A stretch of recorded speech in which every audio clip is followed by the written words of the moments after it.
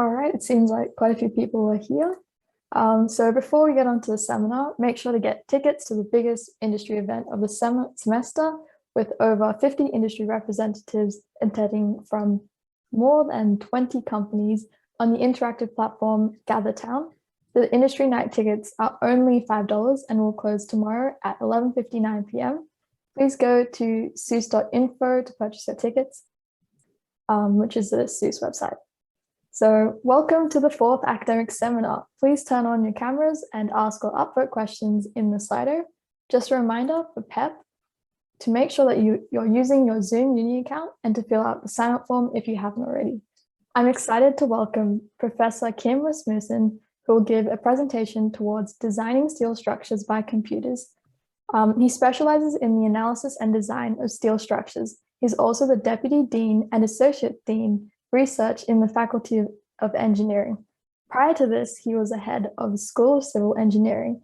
Kim Rasmussen has also completed many research projects funded by the Australian Research Council and many industry consultancy projects. He is a member of numerous Standards Australia committees, preparing design codes for steels, stainless steel, and aluminium structures, as well as rack and scaffolding structures. He collaborates with many international researchers and is a regular keynote speaker at mainstream international conferences on structural stability and design. We're lucky to have him, so I'll pass it over to you now. Please turn on your cameras to welcome him. Thank you. Thanks, Nagita. It's great to be here, and thanks for dialing in. Thanks for listening. So I'm going to share my screen. So, can you see that? Yeah. Nagita, that's all good? Yeah, it's all good. Okay, so let me see if I can put that into presentation mode. You can still see that? Yeah, perfect. Okay, so yeah, it's a real treat here to be talking to you guys. I used to do a lot of teaching. I don't do that so much anymore, and so I quite like this opportunity here to be able to talk about some of the things that I do together with colleagues and students and a large group of people, as you sort of see on the finishing slide. What I want to talk about today is, as the title here suggests, towards designing steel structures by computer. What I mean by that, I'll sort of define in the next few slides. So this is an outline of the presentation here. It's sort of a bit of an intro. Why are we looking at this? Why are we doing this work here at all? I'm going to talk a little bit about structural reliability and how we do that. And I'll talk a lot about connections in this talk here. I didn't used to do much about connections, but connections are actually fascinating. And the more you work with structural connections, the more interesting they become. And then I'm going to round it off with some concluding remarks towards the end. So this is sort of the question that we're asking you. You don't know, at least if you've done steel structures, which is a third-year subject, that if an engineer is asked to design a steel structure in Australia, then he or she would use the steel code, the steel structure standard 4100, and that has in it a very large number of equations for calculating things like the strength of the column or the strength of the beam, or indeed the strength of the member under combined actions, compression and bending or whatever. And that sort of takes the type of equations and the rules that you see here. And at the same time, what we're also finding is that we're getting better and better computer analysis that are becoming so accurate that they can actually now start to predict the strength of the structure, which begs the question, do we really need codes that set out all of these equations for calculating the strength of members, if in fact we have software available that can do it for us? And that brings us to sort of the subject of a systems-based approach, where we don't look at a particular beam or column or whatever, we look at the whole system. So it's a system type of approach where we design using analysis, and we refer to this as advanced analysis, which I'll define. And it sort of takes us to this newly termed design method, which we call the direct design method, which is designing by analysis. Now, stepping back a minute here and look at what do we actually do at the moment and why is this different from what we do. If you're asked to design a structure like the one up in the right-hand corner there, simple steel frame, what would you do? You would treat that as a collection of members. You look at all the beams and you look at the columns in that and the bracing members. You look at the connections as well, and then you will check the strength of each of these components, the beam being a component, the column being a component. And then, if the strength of all of these different components in the frame, the individual members and so on, if that's adequate, then you deem the strength of the structure to be adequate. That is the design approach as it prevails. And when we do that, we use the code to calculate the strength of, say, a column, and then we apply a phi factor. We refer to that as a capacity factor, and it's typically 0.9. That's what it is for columns and beams, and it's a little lower for connection or parts of connections. What does that phi factor do? Well, it accounts for variability, and which is because we would use, for instance, a yield stress in these calculations, and that's a nominal value yield stress, which is not the same as the actual value yield stress. So there's an uncertainty there. What is the true value and what is the nominal value we use for design? They're not the same. So how do we account for that mismatch, that variability in these parameters that we use for design? And we do that by undertaking a reliability analysis. It's a probabilistic analysis, and it comes out with a knockdown factor, a reduction factor in the end, which is typically of around 0.9 for members, like that. That's how we calculate the strength. The process here, the way we would go about this is we would create a model of that structure. We'll put some beam elements into our models and some column elements and so on. And then we will apply loads to that, and we'll run the analysis. And the analysis will give us the internal actions. They will give us bending moments and axial forces and shear forces and so on. And typically, we would run an elastic analysis of a structure like that. That's what happens in design offices as well. An elastic analysis that produces the internal actions. Then we use the code, and the code will tell us what is the strength or the resistance of each member, and this is the nominal strength. And then we'll say that we put a phi factor onto the strength, or knockdown factor, and that then's got to be greater than or equal to the load effect. So that's the load effect here is the moment and the actual force and so on that is produced as a result of the loads that are acting on the structure. It might be gravity, might be wind, snow, and so on. So that is our design criterion. We refer to that as the load and resistance factor design criterion. It's probabilistic insofar that the analysis that goes into calculating the phi factor is a probabilistic analysis, a statistical analysis. That's what we do at the moment. Is that a good method? Well, it's a great method in that it's proven, it's safe, etc., but it is a two-step analysis. You do the analysis first, that gives you your actions. After that, you do your strengths check. That's the first thing. It is a two-step analysis or procedure. The other thing here is that when you do the design, we know that there can be a change of the distribution of the internal forces as the structure deforms. We know that from our laboratory experiments, and when we have really advanced analysis, we can also see that there's a redistribution of actions as the structure deforms.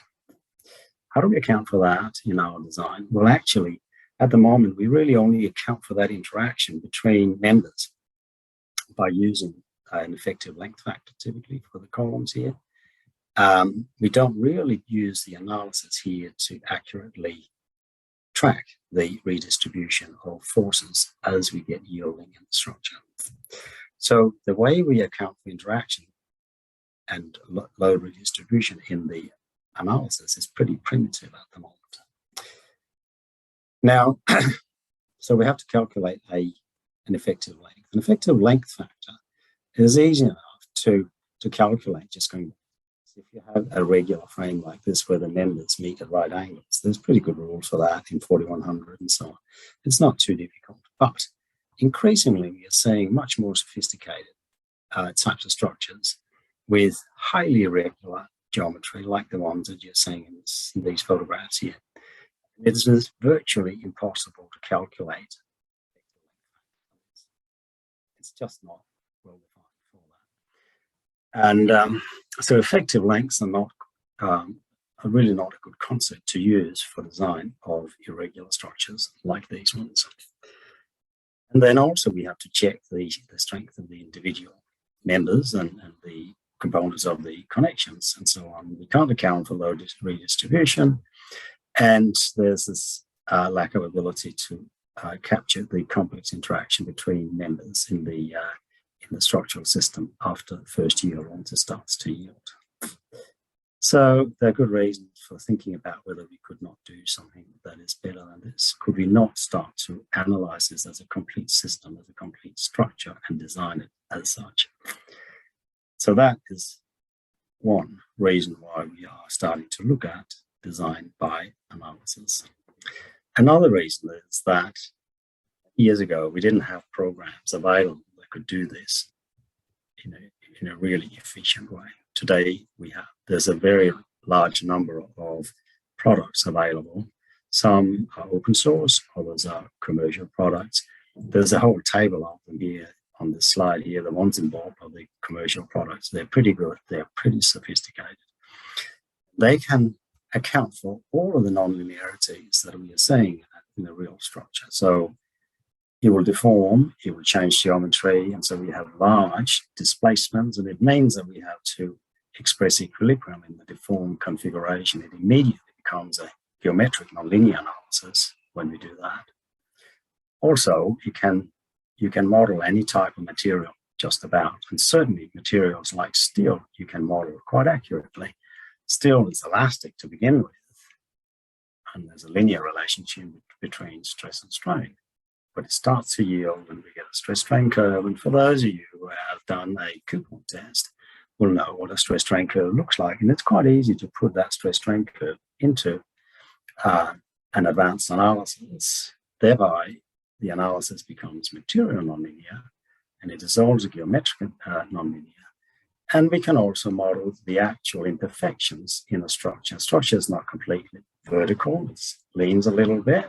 Members are not completely straight, they're a little out of crookedness, they are out of straightness, and so on. These geometric imperfections we can quite easily model in these sophisticated analysis types. We refer to an analysis that accounts for all of these nonlinearities, geometric and material nonlinearities, as an advanced analysis. And the key thing about these is that these analyses are so sophisticated that they can quite accurately determine the strength of a structure. And by way of example, if you look at that table up here in the top right-hand corner, it compares some strengths that are measured in the laboratory, and you see just a little photo here of some experiments in the structures lab that were performed on steel storage racks. It's just a type of steel structure, but it's a good test on advanced analysis insofar that these the cross sections here are quite complex. You see the shape here, but what makes them complex is that they're quite thin, and so they don't retain their shape. They buckle. The cross section buckles and changes shape, and they have perforations as well, holes in them, and so they're quite difficult to design. They're quite difficult to analyze, and so we done tests on these, lots of tests on these, and other types of structures. But if you compare the test strengths, which are in this column here, with the predictions, which are in this column here, and then form the ratio of the two, you get something that's pretty close to 1. So on average, it's 1.02, and there's a coefficient of variation here, 0.03. It's a pretty close agreement. It's actually saying there's a comparison here between the load deflection graphs on one of these tests. And what it is saying is that as long as you account for all of the nonlinear effects, geometric and material nonlinear effects, then you can actually use these programs and get quite a close prediction of the strength. So we have software available that is able to analyze these quite complicated structures with a high degree of accuracy. Next, 20 years ago, computers were not very fast, and it took a very long time to run advanced analysis because of all the iterations that are required for this. Not the way it is anymore. This is sort of the well-known linear, on a log scale, linear relationship between time and computing power. And the situation is that today, a sort of a typical steel structural frame can be analyzed using advanced analysis on a desktop computer in a design office. It no longer takes days to do. It might take 15 minutes, but it's something you can do. And so designing using advanced analysis is now certainly a real proposition. It is something that the structural, practicing structural engineers can do. It's no longer just a tool that researchers use. The last thing that's happening is that we're seeing that architects generate these sophisticated models of buildings. Increasingly, these architectural models that used to be done, well, they still are produced by products that the architects use. They're increasingly being transported into structural design, structural analysis programs. And so it's becoming easier and easier to generate these quite sophisticated models of our structures, and you can account for other things than just the structural elements in this. And by using models, increasingly by using the models that architects design for your structural analysis. So actually creating that model of the structure and doing that accurately is also becoming easier and easier to do. So if you now combine the fact that we have increasingly fast computers, that we have increasingly sophisticated software available, increasingly good product for creating these models, with the fact that the scope of our current standards is limited, especially when it comes to irregular geometries, then there's a good reason for saying, why don't we start to really think about design by advanced analysis? So this was the trigger to doing a lot of work on this. Now, why is it so hard? What is the real challenge in this? Explain what that is. Let's say that we want to do that. So we have using an advanced analysis. What would we do? How would we do it? Say, by way of example, a really simple, super simple frame. This is just a little portal frame like this. We would then create a model of that. We've got some beam elements we use for the columns and the beam. And so we discretize these, the structure into these beam elements. We would apply loads to that as well. And these are factored loads. So it might be gravity loads, and we would put the load factor onto these, and there might be a load combination. So you might be combined with wind. So we factor these loads, and then we apply these, the P being vertical loads, W being the wind load, the horizontal load. In running the advanced analysis, we put this load increment factor, lambda factor, onto it. That's just to be able to scale up the applied load, and we need to do it this way because it's a nonlinear analysis. So we need to gradually increase the load on it. So if we do that, we might get a relationship between lambda, this load increment factor here, and a typical deflection, maybe the sway deflection that looks like this, and it has an ultimate value. Now, if lambda is equal to 1, then it means that the frame can support the design loads. Well, it will then seem that the frame is, or the design of the frame is okay. The factor loads on it, gravity loads and so on, can be supported. It's not quite right, because this analysis is based on the normal values of yield stress and so on. So we haven't accounted for variability. We haven't accounted for the fact that the true values of all of our parameters here are different from the nominal values we use for the analysis. So we have this, again, we need to account for variability. So what we have to do is apply a factor to our ultimate load increment factor, lambda u. And it's a product of these two that's got to be greater than 1. It's not just the maximum value here that's got to be greater than or equal to 1. It's a factor down value of that. That's fine. That makes sense. But how do we then find phi s? What is this capacity factor for the system? How would we determine that? That's where the structural reliability analysis comes in. So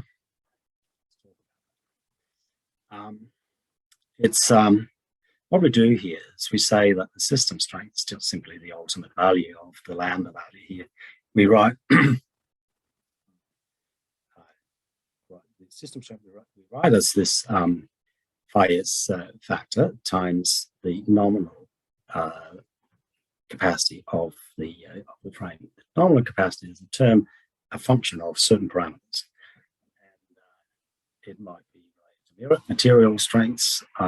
Think about yield stress, stiffness. Think about Young's modulus, and so on, and the dimensions, and so on. And in doing so, we use the nominal values of these parameters. Here R is the nominal strength because it's based on the nominal values of these parameters, and we get that by running an advanced analysis. And then phi s is the system capacity factors. Then the design criterion is actually exactly the same as what it is for a particular member, but the capacity here on the left-hand side has got to be greater than the load effect, but the load effect is total load acting on the frame. So it's the same design equation we're using, but it's certainly at system level, where we're looking at the strength of not the member, but the whole system. And the phi here is for the whole frame. So this is our design equation that the whole reliability analysis is based on. What do we then do here in the reliability analysis? We compute the probability of failure, and we write it as a PF. This is a very small number. It's typically sort of about 10 to the minus 3 or times 10 to the minus 4. They're tiny numbers because we really don't want our frames or structures to collapse and fall down. So they're very small numbers. They're quite hard to relate to because they're so small. So we don't usually talk about the probability of failure. We convert that into a reliability index, beta. And there's a direct, very simple relationship between the probability of failure and the reliability index, beta. It's the phi function here is just the standard, the normal distribution. So it's the inverse of the normal distribution. So there's a direct relationship between the two. It just proves easier to talk about beta than to talk about a probability of failure, but they represent exactly the same. So the value we get of phi s is a function of the probability of failure. And of course, when we design, we will say we will accept a certain probability of failure. And what that is will depend on what the structure is used for. If it is a hospital, we want it to have a much smaller probability of failure than if it is a shed out in the paddock a long way away from everybody, right? So the probability of failure we accept will all depend on the type of structure and where it is and the consequences of failure. But these probabilities of failure are specified in the standards. So we kind of know the standards and 4100. So we kind of know what they are. So we know what the accepted probability of failure is, and that's our starting point. We can calculate what the probability of failure we'll get for a given value of phi s, and then we can tune that to satisfy the criteria in terms of probability of failure. So that's kind of the thinking behind this. How would we calculate phi s for a given value of beta probability of failure? There's a framework that's been developed, not least at Sydney University. I'm not going to go through all the details of this, but you basically choose representative frames like this. You set a value of phi s for this, and then you do simulations, which is what we call it, where you you create a very large number of random structures. So these are structures with this sort of typical frame geometry here, but where the yield stress attains random values, where the thickness of the flanges or the area, whatever we use to represent the geometry, attains random values. They're not completely random, because when you sample a large number of these, the distribution of yield stress you get should be representative of the measure value. We know from measurements that are taken sort of on a regular basis by all the steel producers, that we know what the distribution of yield stress is relative to the nominal value. It's documented, it's in the literature, it's absolutely known. So when we sample and when we create these random structures, then we do it so that all of the variables actually describe the true distribution. So they represent reality. They represent typical structures as you would see it in reality. And then we do the advanced analysis. And the advanced analysis here is accurate. So the strength that we get out of the frame is pretty accurate. It's pretty close to the actual strength of the frame. So we can generate a distribution of strengths this way. We combine that with distributions that are known for the load effects, dead load and live load and wind load and what have you. And then we can compute on the basis of a simple, relatively simple statistical analysis. We can from that calculate the probability of failure. That's sort of in very rough terms the way the framework, the reliability framework works. So we get beta. This was for a certain value of phi s, and we can then start to plot a relationship between beta and phi s, which is ultimately what we want. It may depend on certain variables, like if it is for live load combination, sorry, for dead load. If it is for gravity load combinations, then it is a function of the ratio between the live and the dead loads. But the key point here is that we can find the relationship between beta and phi s. So if it is a hot roll frame, just to give you a little bit of a sense of this, what are the random variables that we look at here? What are the sort of the key parameters that affect the variability of the strength? Well, it's certainly the yield stress, elastic modulus to some extent, and then we have other parameters here that affect the strength, such as stresses that come about because of the non-uniform cooling of the cross-section, whether it's after welding or whether it's after hot rolling. You get these residual stresses that affect the strength of the members. And then there are the imperfections, as I mentioned before. There's a certain outer plumb of the structure, there's an outer straightness of the members, and so on. All of which we have data for, so we can model that. We know the distribution of all of these residual stresses, and that's actually what we use to generate these random structures. We know a lot about the loads as well, the distributions of these and the type of distributions over here, depending on the type of load we have here and the COE for this and so on. What you get when you run these analyses, a graph like this is 10,000 simulations. So it sort of gravitates towards a certain value here. It's around 2.65, 2.7 or something like that. It all depends on the distributions and the statistics for the resistance and the load values. This is a sample. It's just for one frame that we're just providing the results here. For that, different values of phi s, that will give you a certain value here of the mean strength, and then you can compute from that the beta values here from that and plot it here as shown here, the relationship between beta and phi s. And so it may be that we say for this particular type of structure, the right value of beta requires 3, and if we choose that, we might go in here using an average value of the load to live to dead load ratio, we can find a value of phi s. So that's kind of how it works, the framework in broad terms. So we've done that. This has been worked through for different types of frames. We've done it for hot roll frames, 2D and 3D.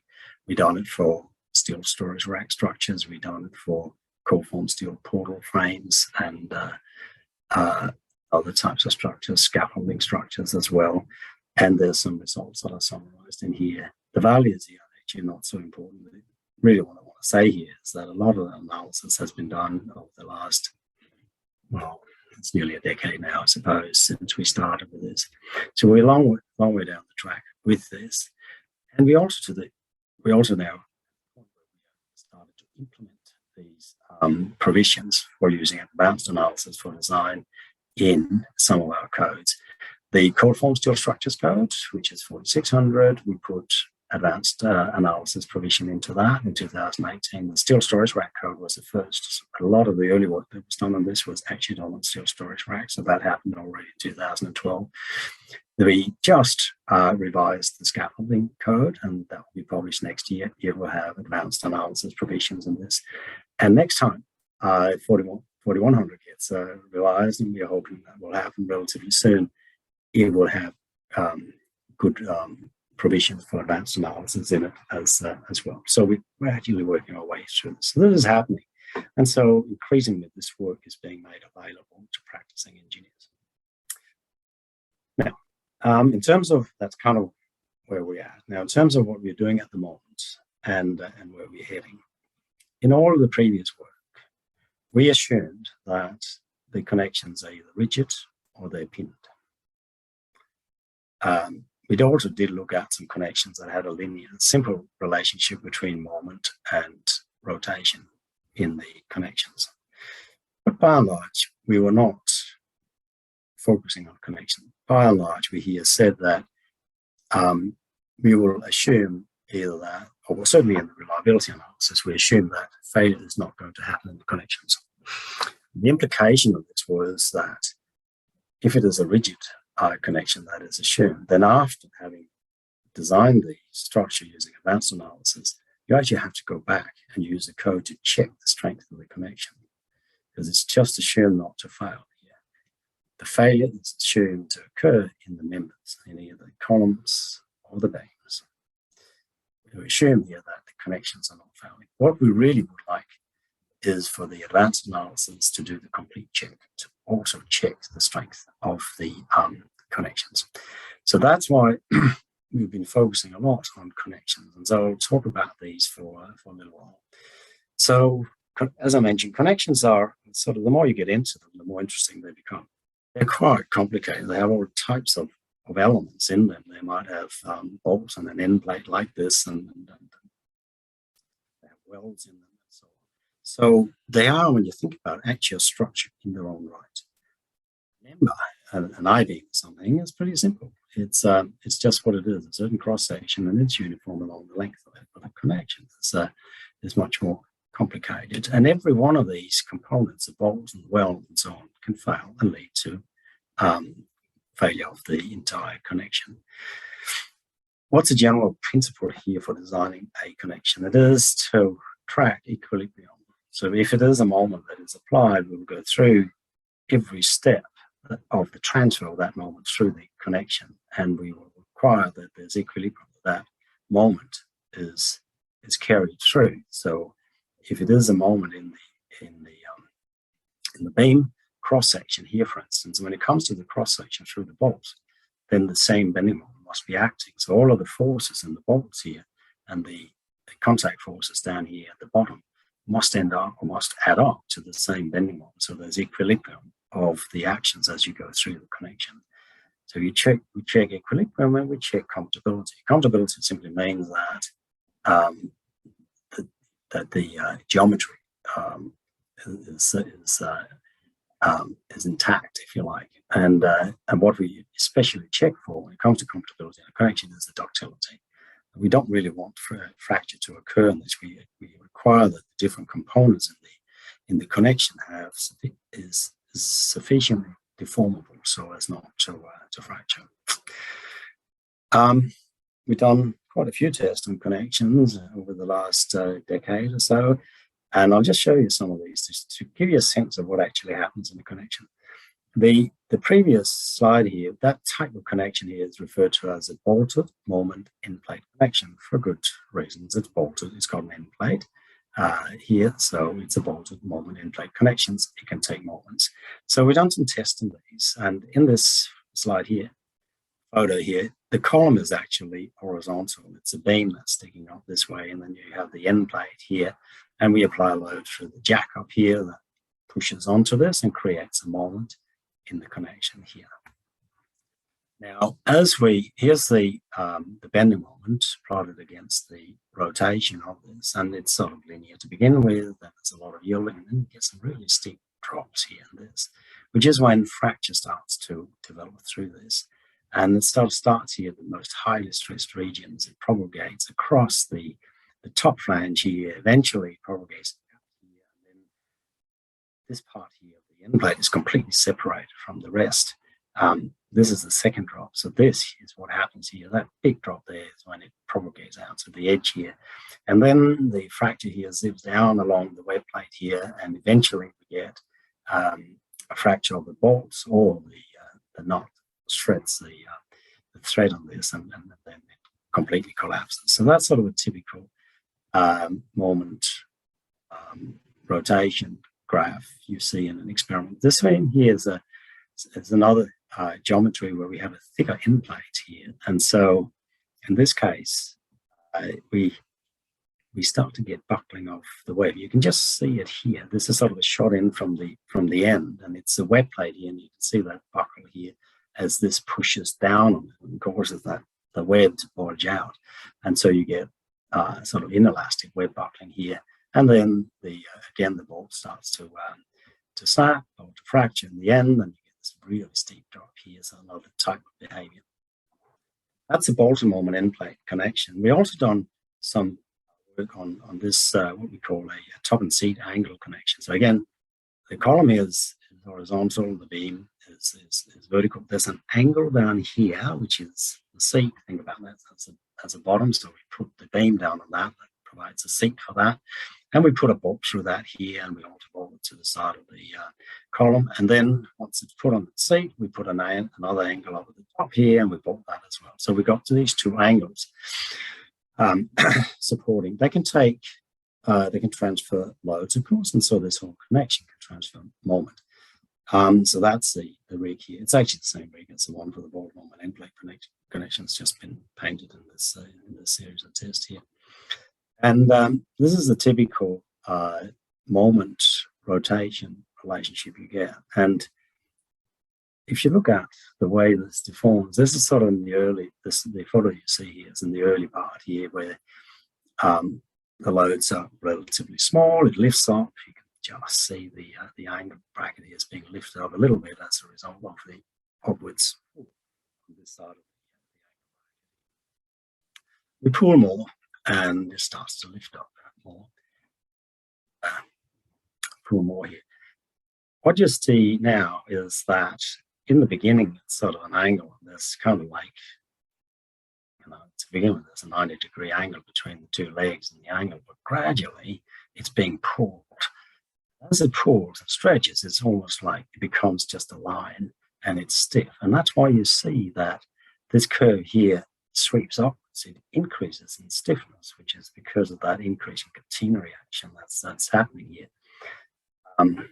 And then as we keep going, it's completely straight. And then we start to get fracture down here near the bolts where they're very highly loaded. And once that happens, we kind of up here. And once fracture starts, it propagates quite quickly.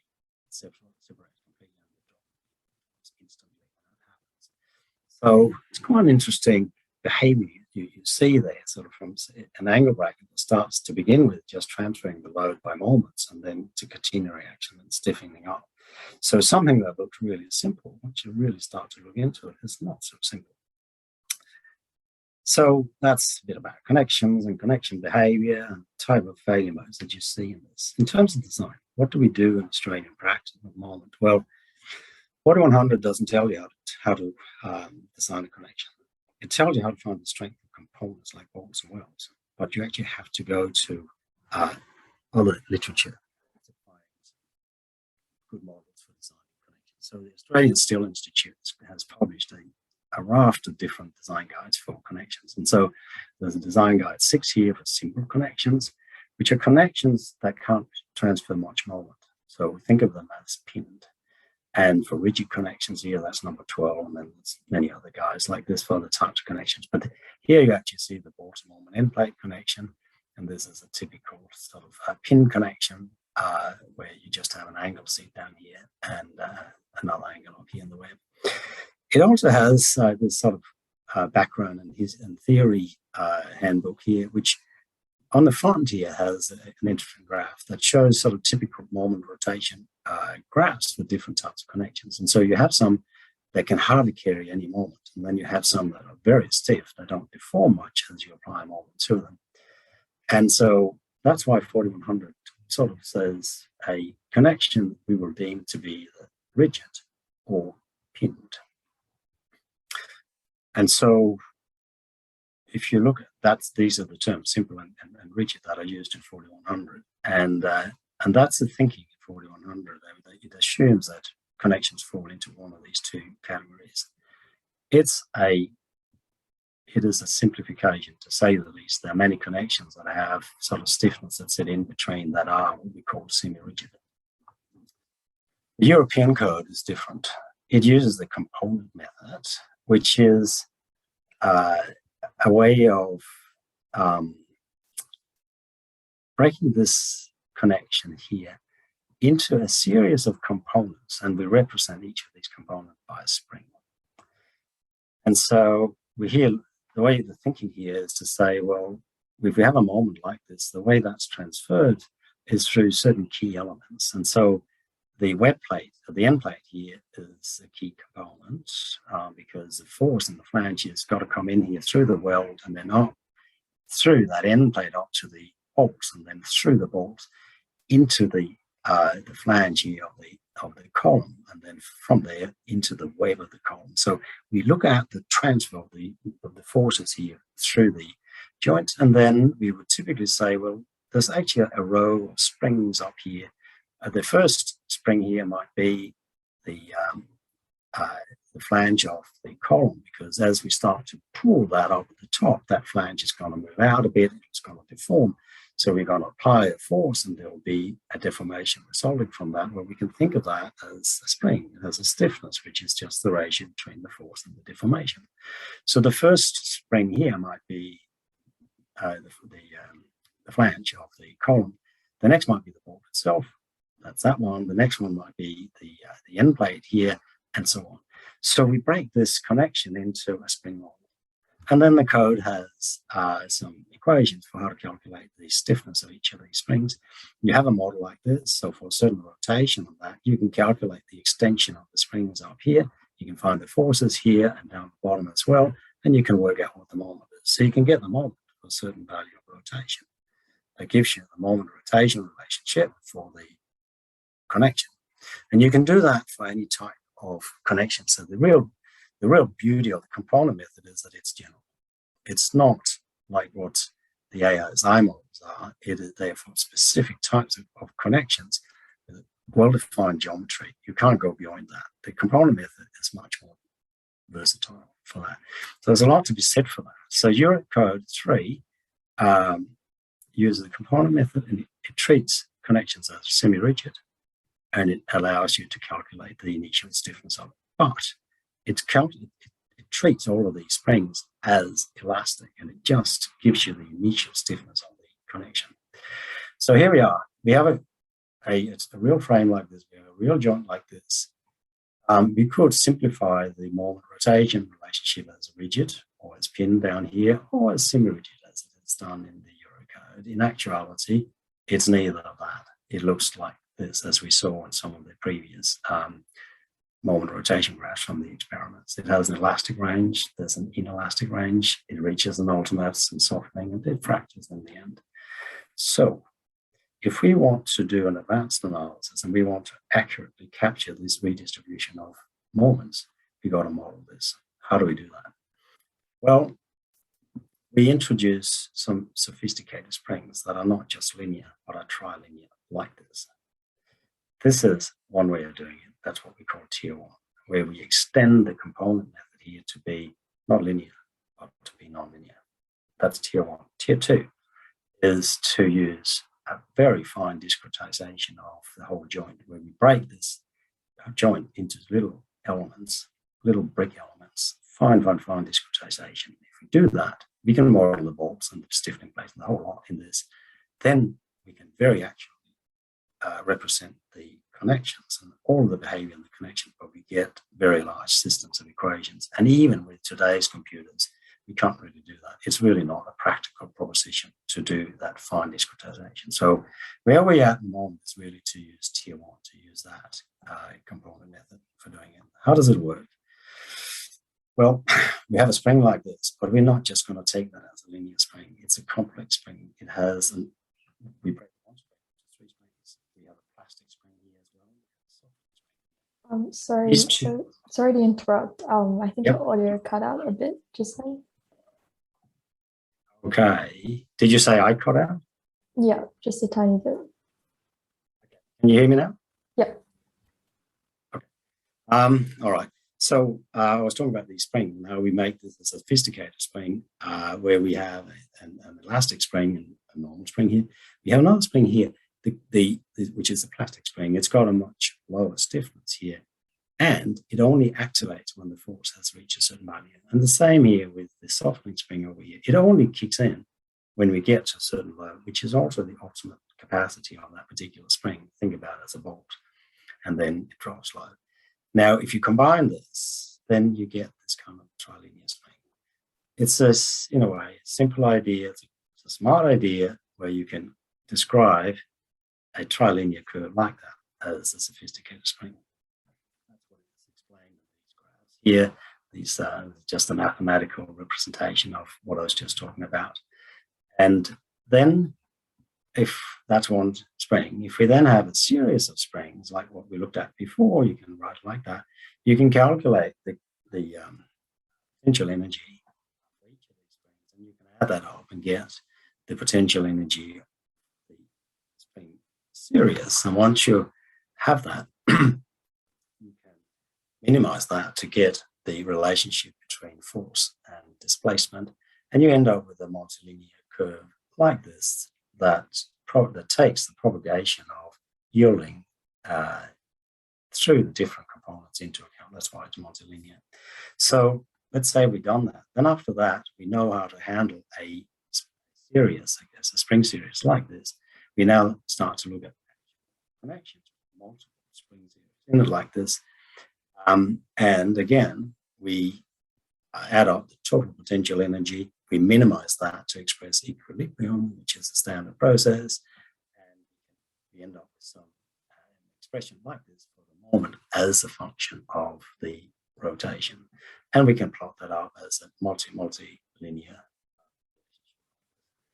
So this is actually relatively simple. Of course, we need to have some MATLAB programs or the like to calculate these coefficients, which are just functions of the stiffnesses of the individual components. We've written these programs. They are available. They're not that difficult. So we know how to find this relationship. I'm running a little bit out of time. I was going to talk a little bit about fractal propagation and how that. I'm going to go to this part here, which is to say, we can now see how we implement these trilinear springs into our model to capture the actual behavior of each of the components in a connection like this. The next step is then to incorporate that model into the finite element model of the whole frame. So let's assume we have a frame like this we want to analyze, and we want to accurately capture the connection behavior. Then we could just zoom in on one of these connections here. We might have a Bolter-Moment end plate connection on one and a top and seat angle connection on the other side here. Then we introduce the springs again, as we looked at before. And each of these springs we model as an element.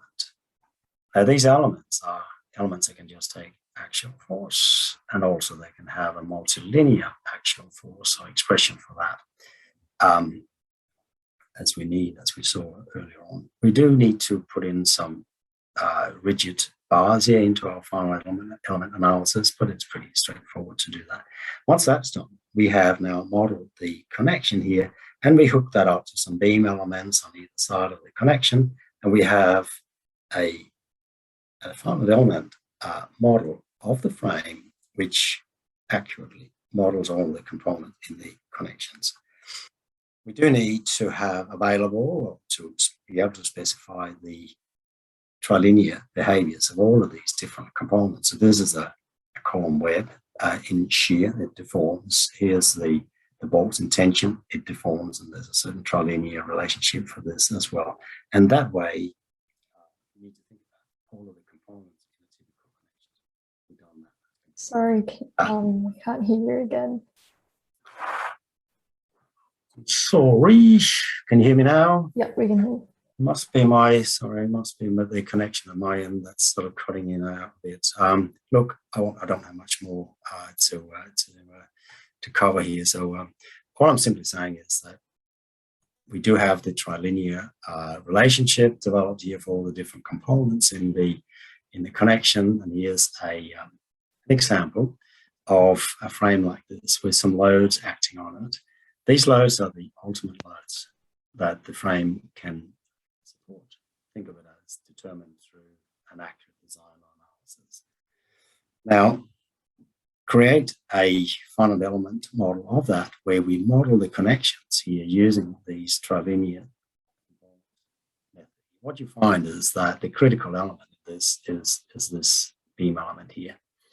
And so this is where failure occurs. The interesting graph is this one here on the right, which tracks the moments that develops in the middle, where we get a plastic moment developing. And we can see here as the load increases. This is the load ratio. It's 1 here. And then we reach the plastic moment. It increases a little bit beyond that because of strain hardening. But what is interesting is what is happening in the other two connections here, the connection on the left and the right hand side. The largest is the one on the right. That's a blue curve here. It comes up, the bending moment of that is much higher than the left. But then one of the bolts fracture. The moment that happens, it loses stiffness initially, immediately, and the moment drops right down. It then shoots up in the left-hand connection because of the moment redistribution that occurs in the member.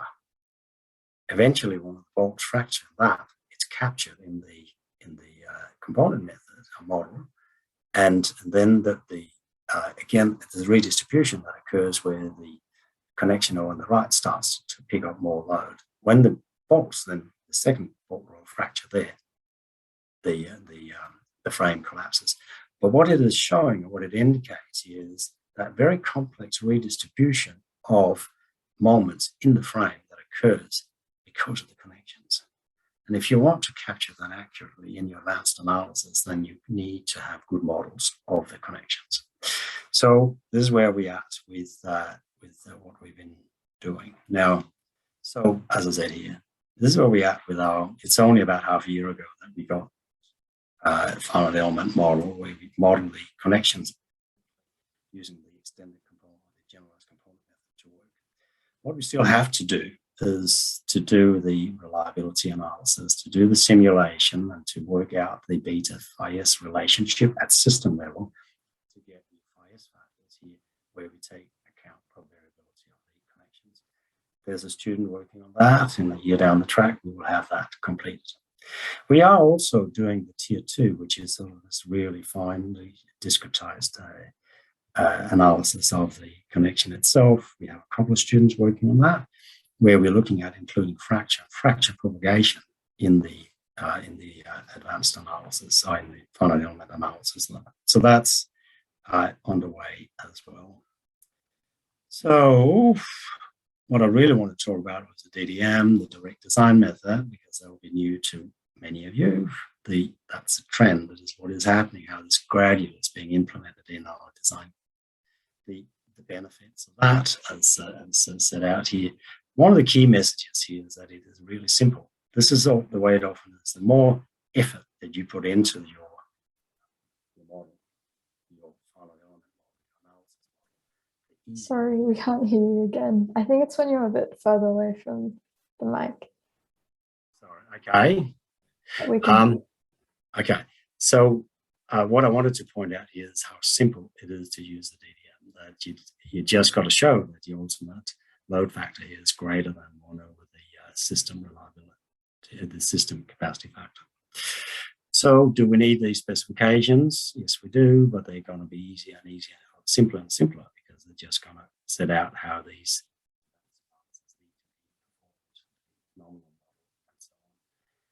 I think standards gradually will have less and less limitations, give designers complete freedom to of structure, which is great, because these tools can give designers a fantastic understanding of the behavior of the steel structure. It gives them confidence, and it gives them confidence to innovate and come up with much more interesting designs and geometries than the kind of geometries you see at the moment, which is really just sort of regular frames with 90-degree angles between the structural elements typically. So I hope that one of the things this type of analysis, advanced analysis, will lead to is a more interesting type of range of structures in structural design. So I'm going to stop here, and I've taken actually more time than what I intended to. There's some acknowledgements here, and also the research team, not least Hao Jiang, who's a lecturer in the school, who's a colleague here. We've been working together on this work here for some years now. Okay, Sangeeta, I'll stop here. Thank you so much for that presentation. We might have one or two questions. So the question was asked, if the computer can do all the engineering and the architect can set up the computer to do it, what is the role for structural engineers in the future? Hey, that is a good question. That is a very good question. I actually think that maybe 20 years after, I don't know, the point could well be where architects have black boxes and where they actually just push a button and they run an advanced analysis, and that they use that. And if they can do that, it is in everybody's interest, insofar that they can get closer to the final design much quicker than in the current process. But is that going to be the end of it? No, it isn't. There will always be a need for a structural engineer, somebody who really understands behavior, to go in and check and run the analysis independently. So there may not be as many structural engineers around as there are today, and some of this work may be done by architects, but there will always be a need for a final check for that. We're here talking about a long way down the track. This is not going to happen anytime soon, because it is critical you get this right. Like, you cannot, the whole structural design relies on these analyses, and so they have to be accurate. They have to be, well, they just can't be wrong. Okay. Thank you so much for that talk. I think that will be the last question. It was a great question from the audience. I think now would be a great time to take a photo. So would you mind not screen sharing so I can take a photo? Sorry, Sangeeta. Oh, sorry. Could you stop screen sharing, please? Stop sharing. Yeah, okay, great. Thank you.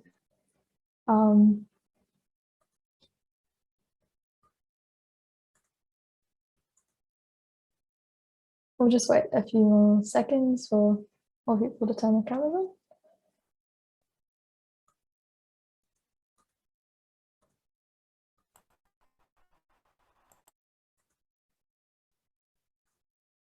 All right. I think that would be it. It's on behalf of everyone learning, I learned quite a lot from your presentation, and I really appreciate that you took time out of your busy schedule to do a seminar. For everyone watching, please come to Industry Night tomorrow. Not tomorrow, sorry. Industry Night tickets will be sold tomorrow and today, but Industry Night is on Thursday night at 7 p.m. Please come to that if you can.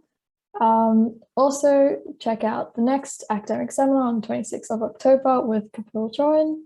And yep, that's it. Thank you so much. Thank you.